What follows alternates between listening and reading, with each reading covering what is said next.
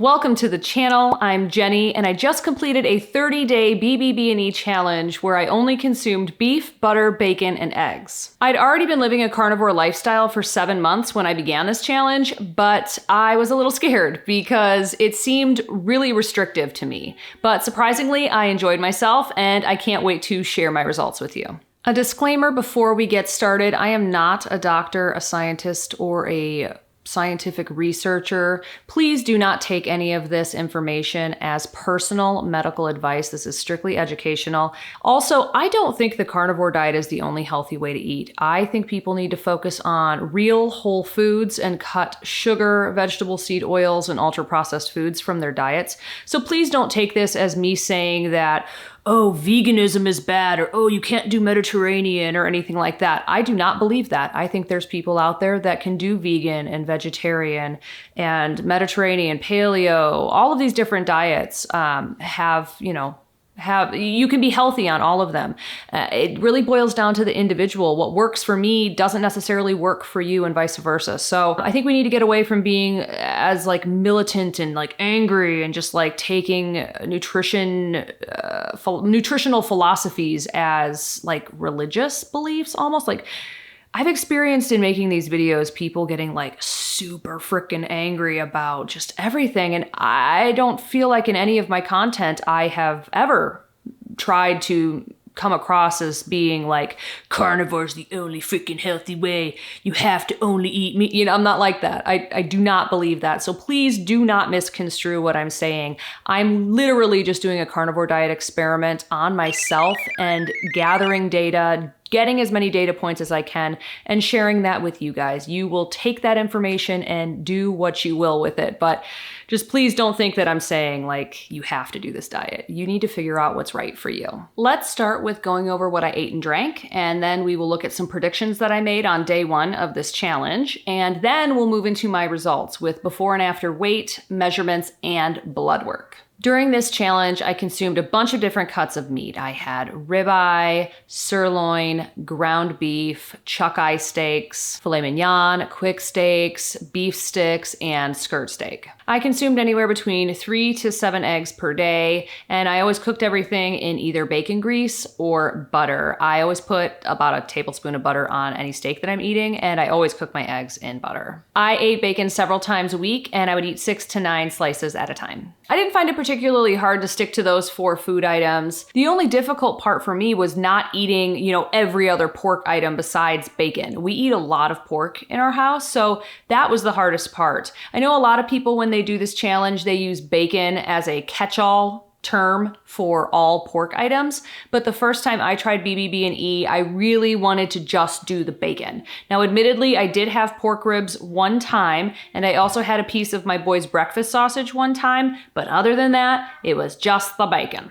In addition to the food items, I drank just plain water and sparkling water. I also drank my black decaf coffee. For supplementation, I only take D3 and K2. I'm trying to build my vitamin D levels up before wintertime, and I've been doing that along with sunlight. It's been working really well. And in my water once or twice a day, I would add a packet of Element electrolytes. And I would like to thank Element for sponsoring today's video. Element is a delicious electrolyte mix that has everything you need and nothing you don't. It's a scientifically formulated electrolyte mix that has 1,000 milligrams of sodium, 200 milligrams of potassium, and 60 milligrams of magnesium. It comes in 8 delicious flavors. I'm typically using the unflavored version on the carnivore diet, but I'm also really loving the watermelon and the mango chili. Both of these have only 1 gram of carb per packet. Element has no junk, no gluten, no sugar, no artificial ingredients, and it helps me to stay hydrated while I'm living this carnivore lifestyle. Right now, Element is offering my viewers a free sample pack with any order. That's 8 single-serving packets free with any Element order. This is a great way to try all of their flavors or to share some with family and friends. So head over to drinkelement.com/JennyMiddich. That's DRINKLMNT.com/JennyMiddich and get your sample pack today. The link is in the description below. Now let's take a look at my day 1 predictions for my month on BBBE. Welcome to the past. It is day 1 of my BBBE challenge, and I hypothesize that the following things will happen. First off, I think I'm gonna lose at least 4 pounds. I think I'm going to lose at least an inch around my body. As far as blood work goes, I think my total cholesterol will go up. I think my triglycerides will go down or stay around the same. They're already pretty low. HDL is already pretty high, 79 at my last check, so I think I'm pretty much gonna be the same there. And for my LDL cholesterol, I think that's gonna go up. I think my LDL particle number will also go up, and I think I'm still gonna have the optimal A pattern, and I think that I'm mostly going to have large, buoyant LDL particles. I think my blood sugar related markers are going to stay around the same, maybe improve a little bit, and those are my hypotheses. Let's go back to present day and see what happened. Before we move into results, if you're enjoying this video, if you could give it a like, that lets the YouTube algorithm know that people are getting something out of it, and they will push this video out to more people that could benefit from it. If you would like to take your support a bit further, I just launched a channel membership. For as low as $2.99 per month, you can support the testing and data gathering that I do. Head over to the link in the description and it will take you over to the channel memberships page where you can see all the benefits of becoming a channel member. And as always, be sure to hit that subscribe button for a free and easy way to support this channel. And now, let's get into the results. We're going to start with weight loss. On day 1, I weighed 170.8 pounds, and on day 30, I weighed 164.2 pounds for a total loss of 6.6 pounds. Now, 6.6 pounds is the second most weight I've lost on the carnivore diet. The first month I was on carnivore, I lost 8 pounds. So this month on BBBE comes in second place. I'm honestly amazed. I didn't think I would lose that much weight, and I surpassed my prediction by 2.6 pounds. So pretty happy there. Let's move into measurements. I take 4 different measurements. I do chest, waist, belly, and hips. Now, belly is just around my belly button. It's a little bit lower than the natural waist. This is where I'm holding a lot of my post-pregnancy fat, so I like to measure this area as well. Let's start with chest. I went from 41 to 40 for a loss of 1 inch. In my waist, I went from a 33.5 to a 32 for a loss of 1.5 inches. On my belly, I started at 35.5 and I ended at 33.5 for a loss of 2 inches. And my hips went from 41 to 40.5 for a loss of 0.5 inch. So I lost a total of 5 inches. Incredible. I was pretty shocked that I lost that much. I only predicted 1 inch, so I'm very happy with it. Now let's move into the blood work. I got the exact same tests done on day 1 as I did on day 30 at the exact same testing facility. I ordered all of these tests on ownyourlabs.com, and they use LabCorp for the actual blood draws. I will put a link to Own Your Labs in the description, along with a list of every test that I got done, and I will put the price right next to it so you can kind of get an idea if you would like to order some of these for yourself.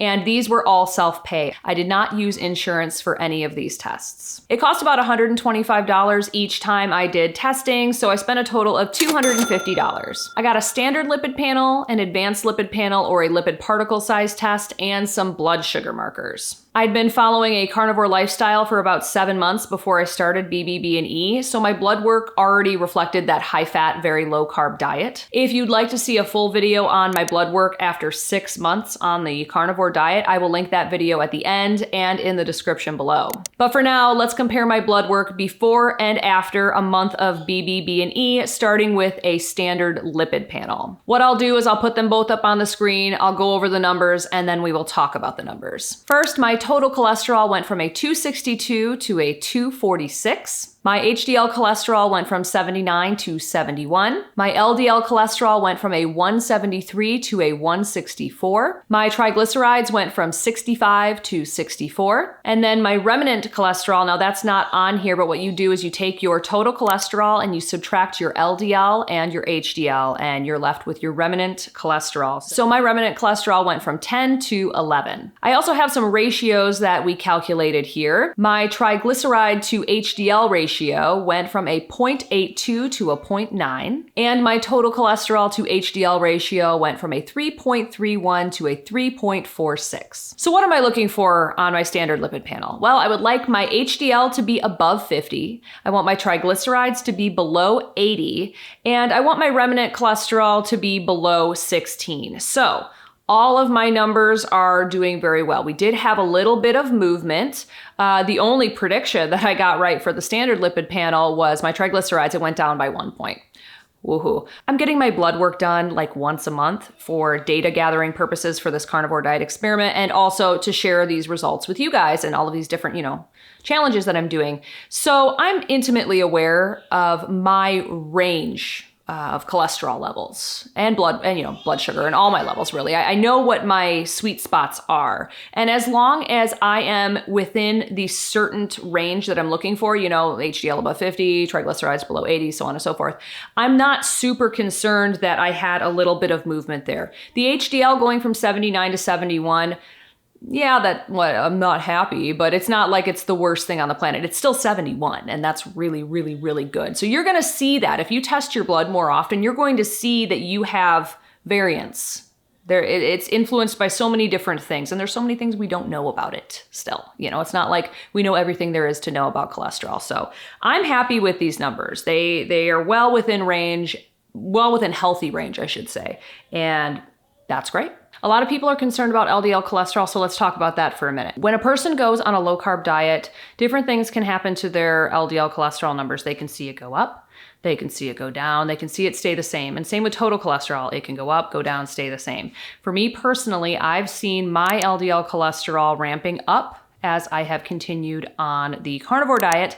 And this was actually the first time that I've seen it decline a bit by, 9 points? And, for people that harp on and on about LDL cholesterol being bad, they would probably see this as like, oh, your LDL cholesterol went down. That's good. I don't really see it as good or bad. It's just within the range that I'm used to for my LDL cholesterol when I'm on a carnivore diet. Another way to get a snapshot into my metabolic health is through an advanced lipid panel or a lipid particle size test. So this test is going to measure the size and buoyancy of your LDL particles, the lipoproteins. Again, if you'd like a more in-depth discussion of this, head over to my 6-month blood work video and click on the cholesterol 101 section of the video. It's like 15 minutes with in-depth, still simplified versions of this stuff, but more in-depth discussions on the advanced lipid panel, on cholesterol in general, and all of its functions. So let's take a look at my advanced lipid panel. You can see that my LDL particle number went from 1804 to 1846. My small dense LDL particles went from 297 to 239. My overall LDL particle size went from a 21.7 to a 22.1,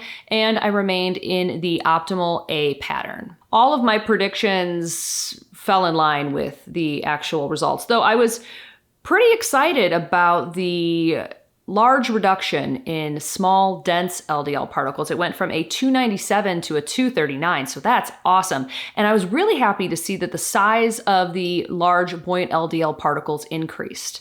That's also awesome. Let's just say, for example, I had a B pattern, and that would just mean that I had a larger amount of small, dense LDL particles. What would that mean? What that would tell me is that something is going on in my body metabolically that's not good. It could be high blood glucose or insulin resistance, as it's called, something called glycation. When you have high blood glucose consistently over time, chronically, glycation can damage your particles, your LDL particles. So that is one way that I could have a buildup of small, dense LDL particles. Another way would be chronic inflammation. Another way would be oxidation. So smoking cigarettes does horrible things to your lipoproteins. Being exposed chronically over time to vegetable seed oils and ultra-processed foods. Drinking an excessive amount of alcohol chronically over time. All of these things can cause damage to your LDL particles and could be a reason metabolically that your lipoproteins are small and dense and damaged. Let's look at my blood sugar numbers now. Let's start with my fasting glucose. I went from an 80 to a 92. For my fasting insulin, I went from a 2.7 to a 5.5, and my A1C stayed the same at 5.4. So let's talk about these things. Again, I test my blood a lot. So going from an 80 to a 92, in my opinion, is not like, oh my God, that's terrible. I don't know why my blood glucose was so low on day 1 of BBB&E, because I typically see my blood glucose levels in the high 80s to low 90s. That's my sweet spot. And I'm seeing my fasting insulin typically between, well, my goal is to have it between 4 and 6. So 2.7 on day 1 was very low for me. 5.5 on day 30, that's ideal. That's exactly what I'm looking for. So again, range of numbers there, still well within range. So that's great. The A1C, which is your blood glucose over a few months' time, stayed the same at 5.4. So I had no increase there, no decrease either. So it's just holding steady at 5.4. I think that might be a sweet spot for me. I've had it as low as 5.2, but 5.4 is great. As far as the LPIR score, I was very insulin sensitive on day 1. On that blood test there, and I improved a little bit. I became more insulin sensitive. So basically what they're doing, it's kind of like how I said the advanced lipid panel is kind of a marker, is kind of an indicator, of metabolic health. So what they're doing is they're taking, okay, you have large buoyant LDL particles, you have the A pattern, they're taking the size of the HDL particles and the LDL particles, and they're putting that into their mathematical equation and spitting out like, okay, if you have all of those things, then your insulin resistance is going to be low. It just naturally follows that way. That's how the system works, this body. The system body system. Anyways, that's how your body is supposed to work. If you have low triglycerides, high HDL, large buoyant LDL particles, you are almost 100% going to have insulin sensitivity as well. It's just how it works. So again, the utility of that test, couldn't tell you, but I think it's fun, and it's just part of the advanced lipid panel that you get on Own Your Lab. So I think it's worth it to look at that too. So for me, the BBB&E challenge was a success. I lost 6.5 pounds. I lost 5 inches. My blood glucose levels stayed around the same. My cholesterol levels had a little bit of movement, but stayed within range. I did see what I think are significant improvements in my advanced lipid panel with my large buoyant LDL particles growing in size, and with my small dense LDL particles dropping as much as they did. So all in all, BBB&E, great success. Remember to head over to drinkelement.com and get your free sample pack with any order. I recommend ordering a box of the unflavored, the raw unflavored element, and then you get the free sample pack with my link. And then you can try all the flavors and decide if there's some flavors that you would like to order boxes of. This was super fun. Thank you for joining me, and I will see you in the next video.